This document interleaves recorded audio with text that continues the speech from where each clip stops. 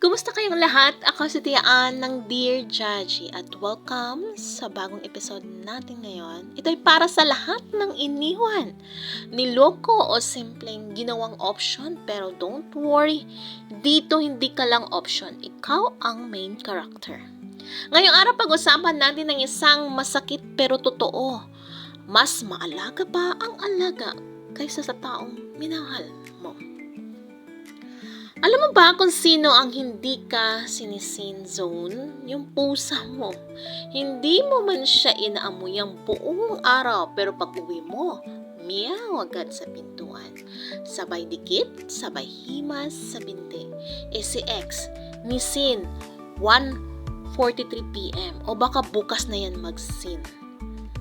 Yung aso mo, kahit ang baho mo nasa pagod, tuwang-tuwa pa rin sa'yo. Sabay talon, sabay dila, sabay buntot na parang helicopter. Yung jowa mo dati, nag-break lang kayo kasi hindi mo na siya sinusurprise ng milk tea. Oh wow, tama si Doggy, mas loyal pa siya kaysa taong nag-promise pero di nagpakita. Real talk besh, minsan talaga mas maramdaman mo ang tunay na pagmamahal mula sa mga alaga mo. Yung hindi humihingi ng kapalit, hindi nag-iiwan kapag walang pera, hindi naghahanap ng perfect body. Basta nandyan ka, sapat na. Sa mundo ng ghosting, red flags at emotional damage, salamat sa mga pusa.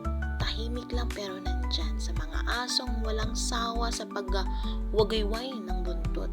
At sa inyo, oo, ikaw na nakikinig, na kahit nasaktan, nagmahal pa rin.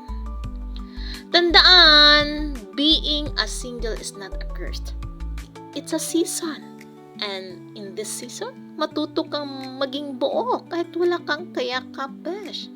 At kung may pusa ka o aso, congrats, may loyal na sa'yo. Maraming salamat. Ako si Tiaan ng Dear Jaji.